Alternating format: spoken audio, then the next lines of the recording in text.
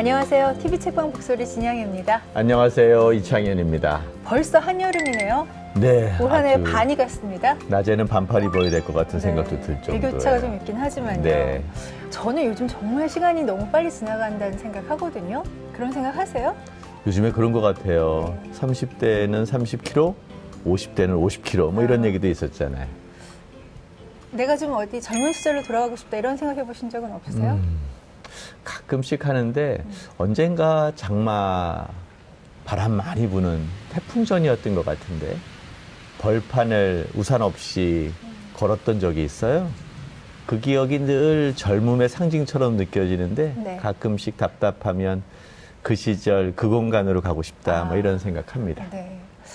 저는 요즘에 워낙 그 타임슬립, 시간대 이동을 소재로 하는 네. 작품들이 많잖아요. 그래서 그런 걸 보면 저한테도 그런 기회가 있으면 좀 과거로 돌아가서 제가 잘못했던 것들, 창피했던 것들, 남들이 좀 몰랐으면 하는 것들 이렇게 지우개로 지우듯이 지우고 오면 참 좋겠다 그런 생각 하거든요. 네. 타임머신 티켓 하나 드릴까요? 주실 수 있으세요? 네. 오늘 관련된 분이 나오시는데요. 네. TV 책방 북소리 문을 열고 네. 오늘 저자와의 만남 과연 누군지 한번 알아보시죠.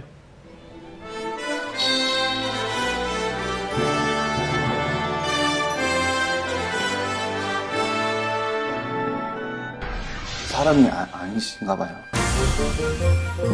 동체 시력이라고 움직이는 물체를 보는 능력인데요. 슬로우 비디오 기능이 탑재되어 있다고 보면 돼. 이렇게.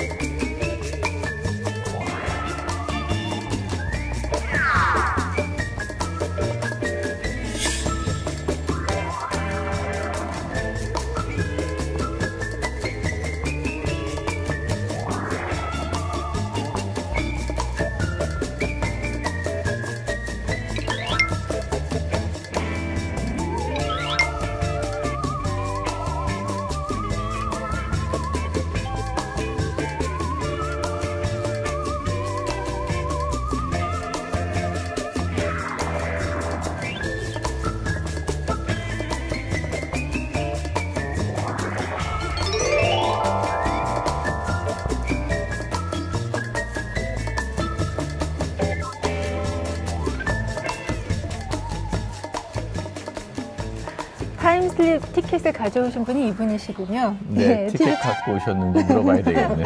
곰탕을 쓰셨습니다. 김영탁 작가 모셨습니다. 안녕하세요. 안녕하세요. 네. 안녕하세요. 반갑습니다. 네, 작가로 불리는 게 좋으세요? 감독님이라고 불리는 게 좋으세요? 저도 텔로고스트 데뷔 이후에 계속 그냥 감독으로 불리다 보니까 그게 꼭 편하다기보다는 좀 익숙한 것 같긴 해요. 감독이라는 호칭이. 네. 예. 네. 오늘 저자의 만남의 주인공이신데요. 시간 이동을 소재로 한 소설을 출간하셨는데 뭐 반응이 엄청납니다. 네, 축하합니다. 감사합니다.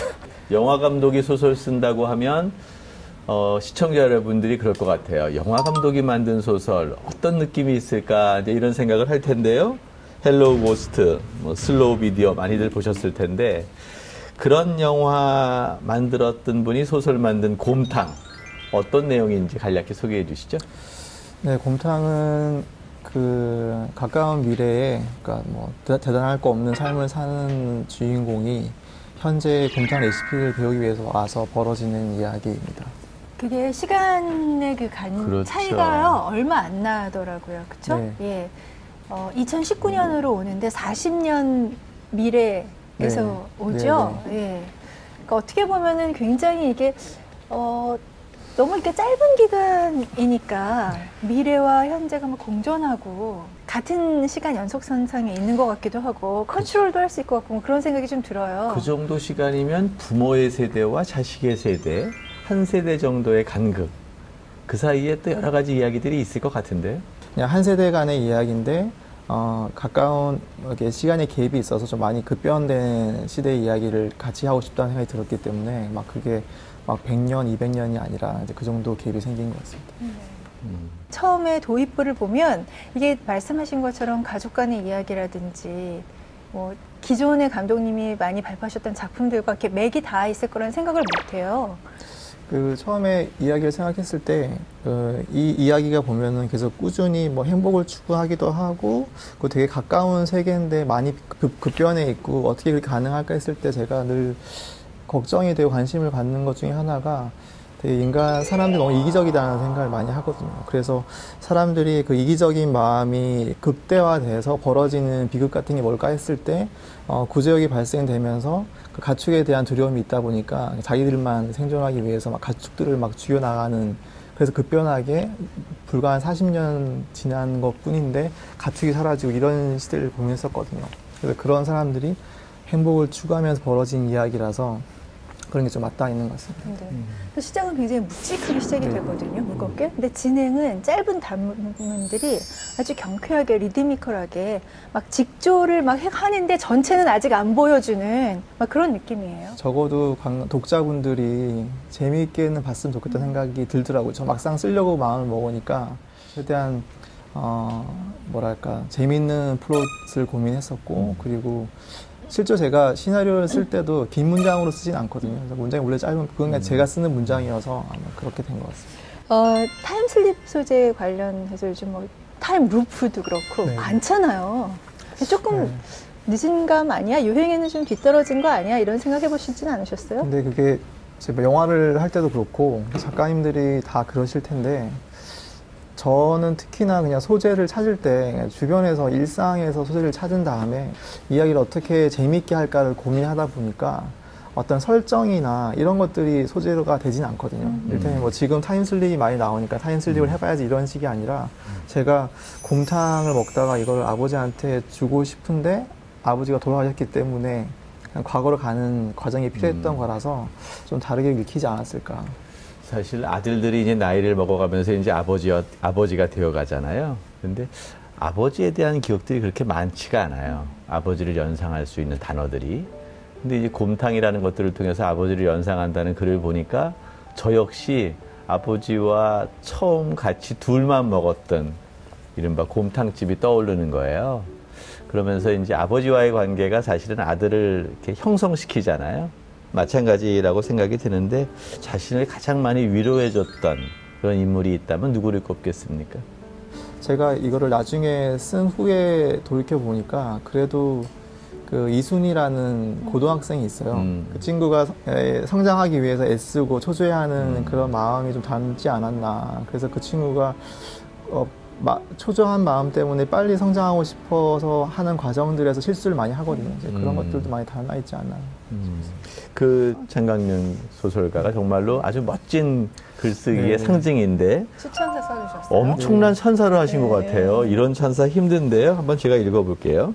레이저 총을 들고 멋진 불량 여고생이 운전하는 뿅카를 타고 광안대교를 전속력으로 달리는 듯한 소설. 이 표현도 기가 막힌데. 뭐 이런 내용이 있잖아요, 사실. 이 SF, 시간여행, 범죄, 스릴러 모든 게 다 돼 있어요. 이 소설 장르가 뭔가요, 도대체?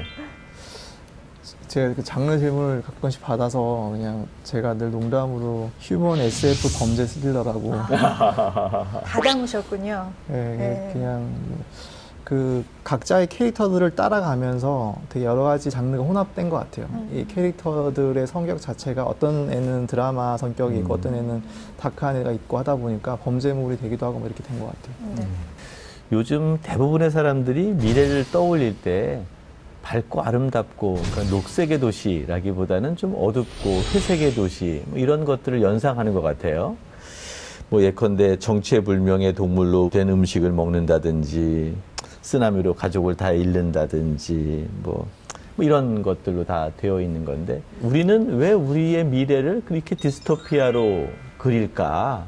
뭐 이런 특별한 이유가 있을까? 이런 좀 질문을 해보고 싶더라고요.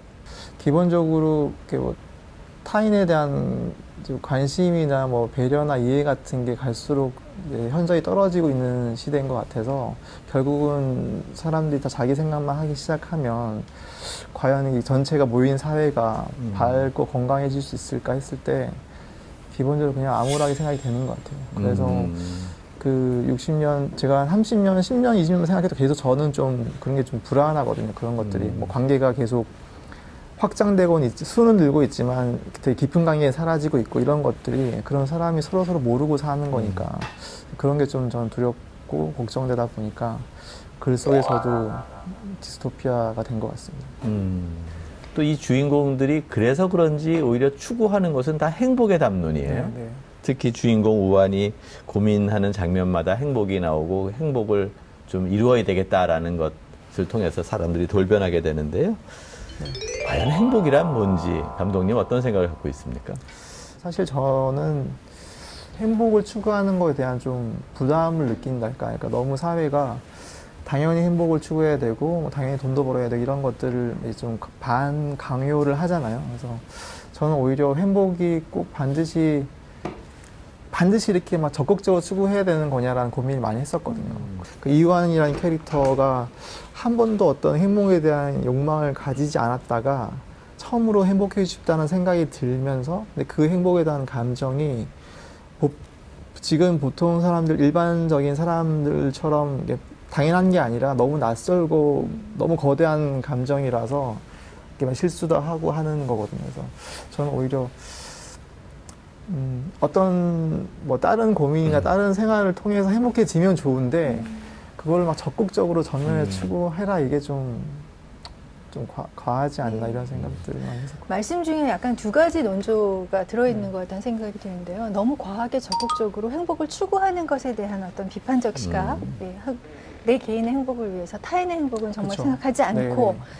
행복만을 오로지 목적으로 해서 행동하는 것에 대한 어떤 그 우려 같은 게 있으신 것 같고요. 두 번째는 그럼에도 불구하고 소설 속에 우환은 그런 그쵸. 선택을 네. 하죠. 네네. 그런데 그 안에는 우환을 굉장히 약간 대변한다고 할까요? 뭐 그런 말씀이 있으신 것 같아요. 너무 네네. 행복을 몰랐다가 네네. 당황스러워서 네. 좌충우돌하는 듯한 어떤 네. 예. 오히려 이거를 소설을 보신 분들이 박종대라는 캐릭터가 있는데 박종대 캐릭터를 너무 과하게 이해해 주신달까? 뭐 제가 좀 그게 약간 조심스러웠는데 왜냐하면 제가 이 글을 쓸 때 다들 막 잘못들을 하는데 저는 박종대 캐릭터는 되게 선명하게 명확하게 악인이라고 봤었거든요. 뭐냐면 이유아는 사실 느껴본 적 없는 행복이라는 감정 때문에 실수를 하지만 박종대는 애초에 스스로 행복해지는 게 불가능하다. 타인의 행복을 취해야 된다라는 걸 전제하고 자기 세계를 생각하거든요. 그건 저는 대단히 지금 문제가 되는 지점들이고 절대 그 행복을 추구하는 데 있어서 뭐 이렇게 많은 분들이 막 타인과 비교하시잖아요. 네. 그 나는 더 행복해. 그래도 나는 행복해. 그 정도는 그래도 뭐 용납이 되고 그럴 수 있지만 적극적으로 막 탐하면서까지 타인 행복을 그런 건 아니지 않나라는 생각을 보편적으로 용납할 수 있는 생각이 아닐까 해서 그래서 저는 박종대는 좀 악인이지 않나라는 생각을 많이 했었거든요.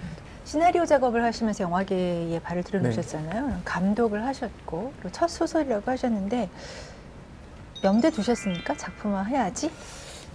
정말 솔직히 정말 염두에 못했고요. 아마 제가 염두에 뒀으면 더 적당한 사이즈의 소설 썼겠죠. 이렇게 막 사이즈가 너무 커서 왜냐면 제가 어쨌든 이제 헬로 고스트랑 슬로우 비드 2편 영화를 연출했고 지금 3번째 영화를 준비 중이긴 하지만 갑자기 이렇게 어마어마한 SF를 할 수 있는 상황은 아니었고 아마 더 근데 그때는 그런 영상을 고민했다기보다는 제가 실제로 나이가 딱 40 되던 해였었거든요. 40 되던 1월이었는데 여행 중이었고 아버지가 돌아가신 지 얼마 안 됐었는데 그게 되게 심리적으로 힘들었던 것 같아요. 근데 제가 갑자기 가장이 되면서 그걸 몰랐던 거죠. 뭐 누나들도 힘들고 뭐 어머니도 힘드셨겠지만 또 제 입장에서도 힘든 게 있었는데 그 여행 중에 이 감정을 좀 털고 뭐 40 된 너한테 뭔가를 그냥 뭐 부담 없는 일을 좀 선물 같은 걸 주고 싶어서 썼던 거라서 그냥 그때 힘든 감정을 쏟아내고 그냥 재밌게 시간을 그러니까 뭔가 몰입해서 좀 지금을 잃을 수 있는 작업을 해보자 했던 거기 때문에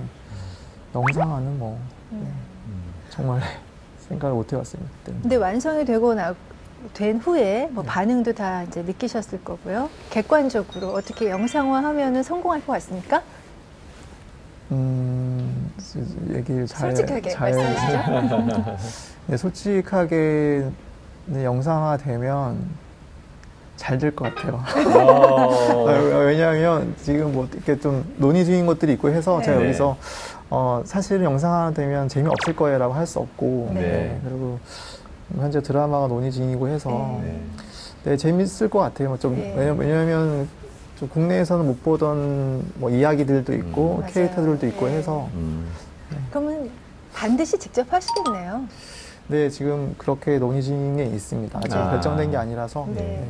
영화 감독이 만든 소설, 또 그 소설로 직접 본인이 영화를 만드는 것, 이런 사례는 그렇게 많지는 않을 텐데 일단 기대해 보겠습니다. 네, 네, 저도.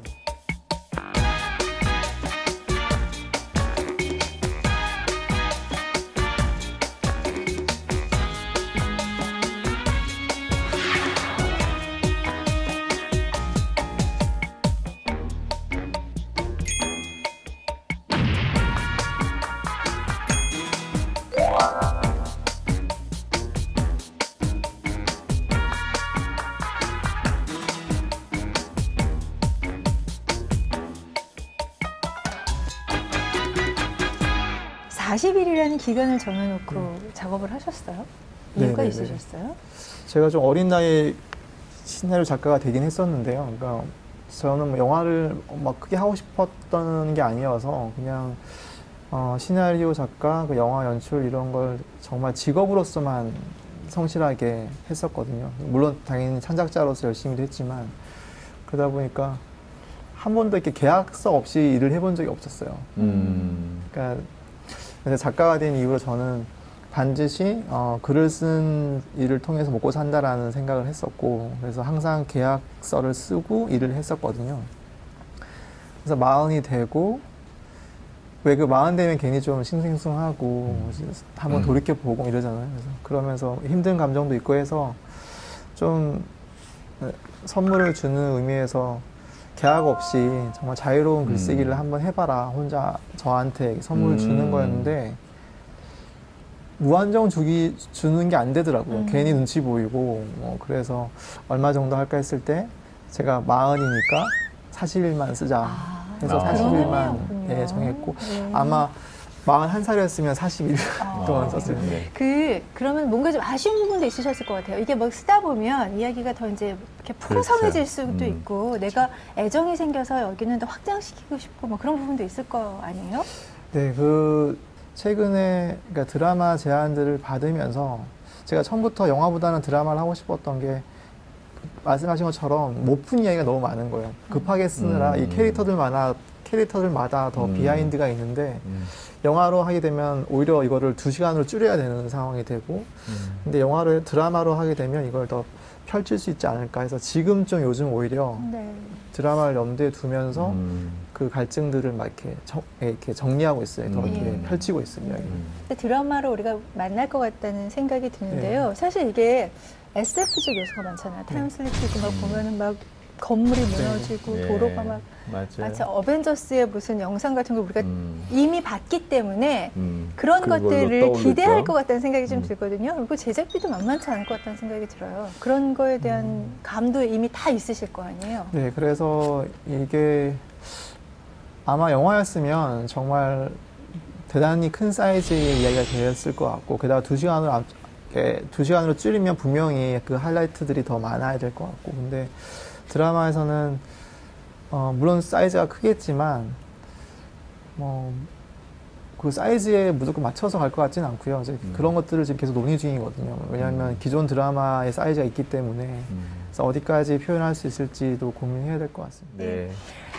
저는 개인적으로 이게 이제 웹 기반 소설인 줄 처음에는 착각을 했고요. 그리고 워낙 읽다 보니까 이게 단문들인데, 이 단문도 이렇게 아름다운 문장이 나오는구나라는 생각을 하면서 중간중간 굉장히 이렇게 기록해서 남기고 싶은 그런 부분들이 좀 있더라고요. 보니까 감사합니다. 저희 작가가 감독님께서 명대사 제조기라고. 제가요? 네, 저희 작가랑 친하세요? 네. 주옥 같은 뭐든 데서 써야 되니까. 읽어봐 주시죠. 그래서 뭐. 몇 개를 뽑아주셨는데요. 뭐 헬로우 고스트에서는 우린 늙는 거지만 아이는 자라는 거니까 라든지 슬로우 비디오에서는 꽃이 피어서가 아니라 네가 와서 봄이야. 남자친구가 이렇게 얘기해 주면 진짜 좋겠다. 그러니까. 네. 민망하네요. 네. 그리고 뭐 곰탕에서는 이제 마지막 장에 네가 어떤지 모르겠다만 나는 모든 게 달라졌다. 네가 태어난 후로. 그러니까 함축적인 네. 어떤 내용을 아주 짧은 문장으로 표현을 하시는데 뛰어나시다는 생각이 들고요. 저는 개인적으로 제가 만약에 뭐 그 문장을 몇 개 써서 제 SNS에 올린다 하면 누군가에게 소중한 사람이 된다는 건 자신이 소중해져서가 아니라 더 소중했던 사람에게 문제가 생겼기 때문이라는 걸, 이 부분이 너무 슬프면서도 반쯤은 그런가 싶은 생각도 좀 들었고요. 또 하나는 이거는 어디서 제가 좀 그 일기 쓸 때 좀 사용해서 쓸까? 이게 주저할 때의 표현인데요. 동시에 왼발이 오른발을 잡았고 오른발이 왼발을 돌아봤다. 왼발에 눈이 있다면 오른발에게 가만히 있어 눈치 줬을 거다. 엉거주춤, 망할 인생. 연애 편지도 좀 많이 쓰셨을 것 같고. 진짜 대학교 때 문학 뭐 문학 대학생, 문학 청년이었죠. 문학 소년이었죠. 중고등학교 때 책을 좀 많이 본 것 같고요. 또 누나들이 다 책을 좋아해서 물려받은 책도 있고 집에 서재가 있긴 했었거든요. 근데 아버지가 다 읽으신 건지 이게 다 사신 건지 모르겠는데 어쨌든 그냥 책들이 있어서 책을 좀 가까이 했던 것 같긴 해요. 근데 정말 책을 많이 보시는 분들에 비하면 사실 뭐 많이 보는 건 아니에요. 영화판을 이제 경험하고 영화를 제작하는 입장에서 문학이 갖는 매력은 뭐라고 보세요?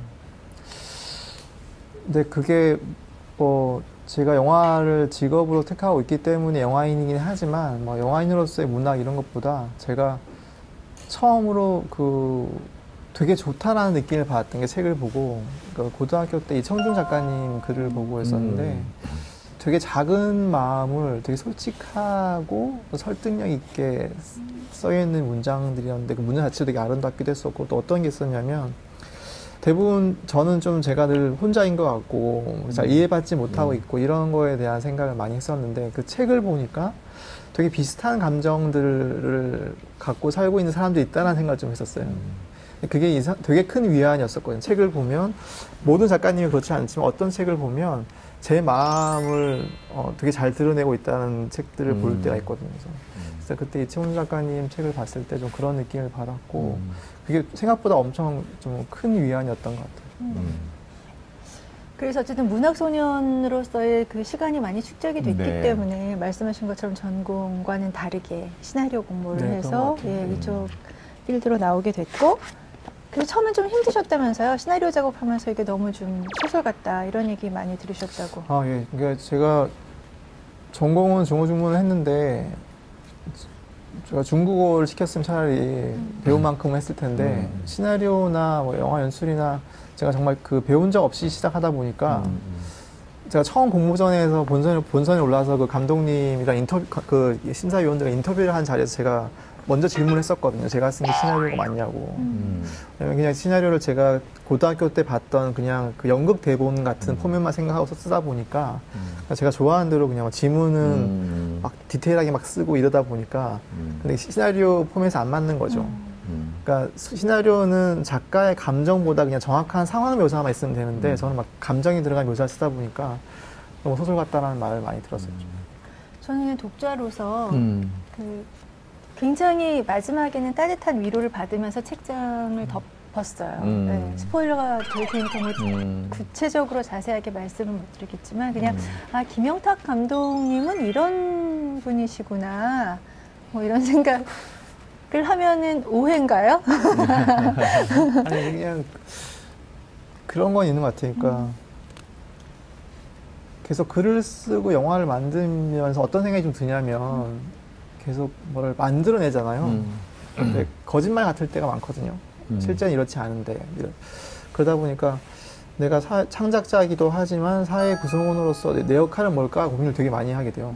그러다 보면 그냥 내 이야기는 내 영화는 사람들한테 그냥 그래도 살아봅시다라는 얘기를 하는 이야기면 어떨까 생각을 많이 하고 그리고 대단한 특별한 삶이 아니라 그냥 일반적인 보편적인 일상을 좀 응원하는 이야기를 많이 써야겠다. 그리고 실제로 제가 항상 좀 이렇게 업다운이 우울할 때가 많고 하다 보니까 저한테도 이제 좀 열심히 좀 살아봐라고 계속 이런 것을 쓰다 보니까 대부분의 글들이 결국은 뭐 힘들지만 그래도 좀 사는 쪽으로 생각해 봐요라고 얘기를 하다 보니 좀 이렇게 따뜻하다 뭐 이런 말들을 듣는 것 같은데 따뜻할 때도 있겠죠. 늘 그렇지는 않고. 네. 소설 첫 소설 내셨는데요. 네. 어떻게 앞으로 계속 출간하실 욕심이 있으십니까? 네, 쓰고 나서 그 독자분들의 반응을 보니까 확실히 내가 아직 글이 멀었구나 생각도 많이 들고 그리고 처음에는 이걸 막 출판해야지 이런 염두에 두고 쓴 건 아니었는데 한 번 써서 나오고 한번 호되게 부끄러워지고 나니까 앞으로 이런 이야기는 막 억지로 영화 폼에서 맞추려고 막 줄이거나 하지 않고 그냥 일단 이런 거는 문장으로 쓰고 이런 영상으로 쓰고 해야겠다라는 생각이 들긴 하더라고요. 그래서 또 하고 싶다라는 생각이 들긴 하더라고요. 욕심쟁이다. 그러니까요. 이건 문장으로 쓰고 이건 영상으로 표현하고 부럽다. 근데 영상으로 쓰는 건 제 마음대로 할 수 있는 게 아니니까 마음이 그렇다는 거죠. 네. 근데 그런 건 한번 궁금한데요. 그러니까 영화도 경험하고 이제 소설의 글쓰기도 경험하고 그걸 통해서 독자를 만났고 리뷰도 만났지 않겠어요? 네. 책의 리뷰어, 책의 코멘트와 영화의 코멘트, 그러니까 독자의 반응이 좀 다르든가요? 어떻습니까? 다르는 것 같아요, 확실히. 확실히 아무래도 영화는 뭐 이렇게 손에 들고 놨다 할 수 없잖아요. 근데 극장을 가면 그 2시간 동안은 강제 입력 그렇죠. 보여지기 식인데 책은 그러다 보니까 좀 뭐랄까 되게 즉각적인 반응이랄까.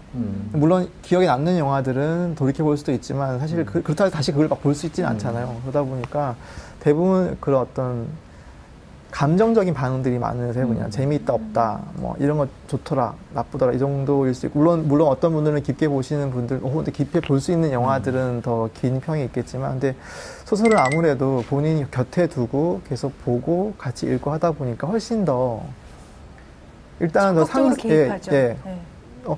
이분이 왜 이러시지 할 정도로 대단히 디테일한 감상평과 또 자기의 고민과 다 있는 부분들은 또 이렇게 더 이렇게 넓혀서 쓰시고 그래서 되게 감동적이에요. 리뷰가 되게 감동적이에요. 예. 계속 말씀을 나누고 싶은데 그러니까. 마무리해야 될 것 같아요. 아쉽네요. 네. 네. 마무리하면 되나요? 그러니까요. 좋으시죠? 마무리한다니까 그렇게 좋아하세요? 아니요. 그럼 마지막 네. 자 저희 프로그램 와주셔서 감사하고요. 네. 저희 공식 질문이 있습니다.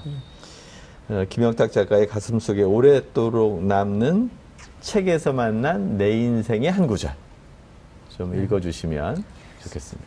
제가 최근에 읽던 책을 끝까지 읽고 왔거든요. 끝까지 읽어서 그 책 중에 책에 있는 이렇게 마음에 와닿았던 문장을 읽는 걸로 하겠습니다. 네. 존버가 쓴 여기 우리가 만나는 곳이라는 책인데요. 제가 이거를 여행지에 갈 때마다 들고 왔었는데 갈 때마다 다 못 봤었어요. 그래서 이참에 끝까지 보고 봤는데 이 상황이 이 늙은 주인공이 어느 곳에 가서 감자를 사려고 상인을 만나는 상황이거든요. 얼른 일어나서 감자를 한 5-6개쯤 얻을 수 있겠냐고 물어본다. 스프 때문이다. 복에 나는 양동이를 내려놓더니 내 손을 잡아 앞에 가지런히 펼친 다음 더 이상 들 수 없을 때까지 감자를 하나씩 올려놓는다. 내 나이가 그녀의 2배는 될 텐데 그녀의 행동은 어쩐지 내 속에 있는 아이를 대하는 것 같다. 그 부분이 왜 이렇게 인상적으로 남으셨어요? 이 부분이 이게 오독일 수 있어요. 왜냐하면 이 좀 특수 상황이기 때문에. 근데 제가 이 글을 보고 좋았던 거는 왜 살면서 일상 속에서 처음 보는 타인을 만났는데 이해받고 있다는 느낌 들 때 있잖아요. 되게 짧은 순간인데. 근데 이 문장을 보면 내 나이가 그녀의 2배는 될 텐데 그녀의 행동은 내 속에 있는 아이를 대하는 것 같다라는 이 문장이 그런 느낌이 그러니까 제가 하는 어떤 그 이상을 이해받고 있고 이 타인이 그냥 의도하지 않았지만 이해해주고 있는 이런 상황으로 느껴져서 저는 이 문장이 되게 너무 좋은 문장이 많거든요. 존버고의 책들은. 근데 이게 너무 와닿았고 좀 절실히 필요하지 않나 이런 것들이 사람들 관계 속에서 그래서 이 문장을 듣겠습니다. 네. 일반 시청자들이 들으면 전혀 그 맥락 속에서 그런 의미를 발굴하기는 어려운데 사실 좀 독특한 감성으로 그 부분을 좀 채택한 게 아닌가 생각도 좀 가져요. 아, 네. 근데 감자도 좋아합니다. 그 하시는 영역이 사실은 대중과 소통해야 되고 네. 그 이해받고 위로받고 네. 그러고 싶은 욕심이 아주 많은 그러면 예 그런 일을 하시잖아요. 그렇죠. 너무 예. 이제 오해받는 거 익숙해져 있어서. 네. 음. 그래서 네. 정말 이해받고 많은 싶죠. 네. 네, 뭐 영화의 팬이라든지 아니면 소설을 좋아하는 독자들한테 많이 이해받고 많이 사랑받는 그런 우리의 멋진 크리에이터로 앞으로 많은 네. 활동하시길 기대하겠습니다. 네, 감사합니다. 네. 끝나고 나서 곰탕이나 한 그릇 드시고 가시죠. 일단 아침에 너무 많이 먹어가지고. 오늘 TV 책방 북소리 곰탕의 김영탁 작가님과 아주 즐거운 대화 나눴습니다. 고맙습니다. 네, 감사합니다. 감사합니다.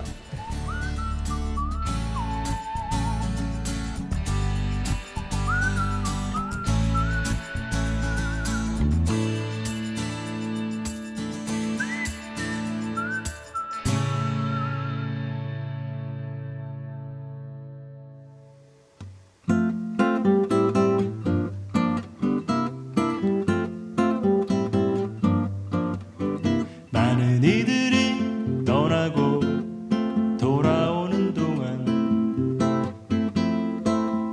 여기 그 자리를 지킨 사람이 있다. 모두가 그 사람을 여인 숙이나 의자 커피 한 잔 마시고 가는 탁자처럼 편하게 여기고 그에게 말한다.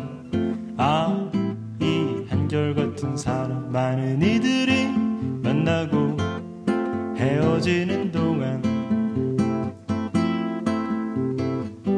여기 그 자리를 지킨 사람이 있다. 변함없는 옷에 변함없는 말투 변함없는 쑥스러움 모두가 집으로 돌아가고 그만 남는다. 아, 이 한결같은 사람.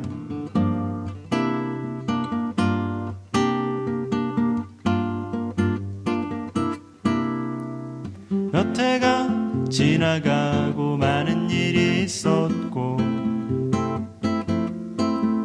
여기 그 자리를 지킨 가게가 있다. 도심 한 구석에 자리를 잡고 많은 시간들을 지켜온 곳 그 안에 가게만큼 오래된 주인이 있다. 아, 이 한결같은 사람. 사람들이 그를 생각하며 말하지. 아, 이 한결같은 사람. 사람들이 그를 그렇게 부르지. 아, 이 한결같은 사람. 그러나 왜 그라고 한결같았겠는가. 아, 이 한결같은 사람. 그러나 왜 그라고 한결같았겠는가.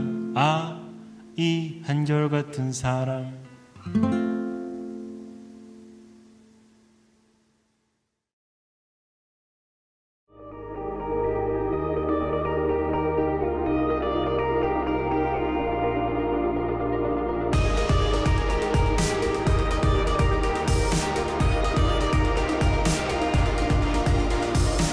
I've spent enough time alone, up in my bedroom at home. Been kinda bored lately. I hate on all I see, it's all mundane to me. This box I've painted pains me, but you could watch me